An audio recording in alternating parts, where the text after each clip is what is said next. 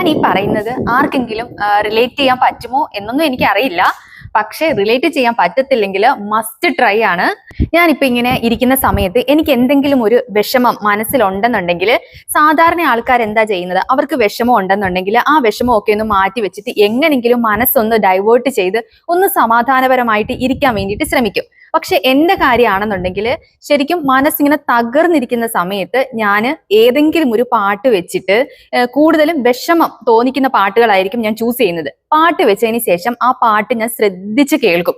ചിലപ്പം ഒരിക്കലും ശ്രദ്ധിക്കാത്ത അതിന്റെ വരികൾ പോലും ഞാൻ സൂക്ഷ്മമായിട്ട് ശ്രദ്ധിച്ച് കേൾക്കും. എന്നിട്ട് ശരിക്കും ആ പാട്ട് ഇങ്ങനെ കേട്ട് പഴയ പ്രശ്നവും ഇപ്പോഴത്തെ പ്രശ്നവും എല്ലാം കൂടെ ഒരുമിച്ച് ആലോചിച്ച് വാ പൊളിച്ച് പട്ടി മൂങ്ങുന്നത് പോലെ ഇരുന്ന് മൂങ്ങും. പക്ഷെ ഉണ്ടല്ലോ, ആ ഒരു കരച്ചിൽ കഴിയുമ്പോഴത്തേക്ക് എനിക്ക് എന്റെ സ്ട്രെസ്സും എന്റെ വിഷമങ്ങളൊക്കെ ചെറിയ രീതിയിൽ ഒന്ന് റിലീവ് ആവുന്ന പോലെ തോന്നാറുണ്ട്. ശരിക്കും ഇതൊരു കുറച്ച് വട്ടുള്ള ഒരു പരിപാടിയാണെന്ന് എനിക്ക് തോന്നാറുണ്ടെങ്കിലും സത്യമായിട്ടും ഈ ഒരു കരച്ചിൽ കഴിയുമ്പോഴത്തേക്ക് എനിക്ക് പകുതി മുക്കാലും എനിക്ക് സമാധാനം കിട്ടും. എത്രത്തോളം വിഷമമുള്ള കാര്യം ആലോചിച്ചാണ് ഞാൻ ഇങ്ങനെ ഇരുന്ന് കരഞ്ഞെങ്കിലും ഈ കരച്ചിലോട് കൂടി എന്റെ വിഷമം ഒരു 98% മാറിക്കിട്ടും. അതാണ് സത്യാവസ്ഥ. അതുകൊണ്ട് നിങ്ങൾ അങ്ങനെ കരഞ്ഞിട്ടില്ലെന്നുണ്ടെങ്കിൽ വിഷമം വരുന്ന സമയത്ത് ഒറ്റയ്ക്ക് റൂമിലാണെങ്കിലും ബാത്റൂമിലാണെങ്കിലും പോയി നന്നായിട്ടൊന്ന് കരഞ്ഞു നോക്കിക്കേ. നിങ്ങളുടെ വിഷമം ഒരാൾ നിങ്ങളെ ആശ്വസിപ്പിക്കുന്നതിലും കൂടുതൽ നിങ്ങൾക്ക് റിലീവ് ആയിട്ട് കിട്ടും. മസ്റ്റ് ട്രൈ ആണ്.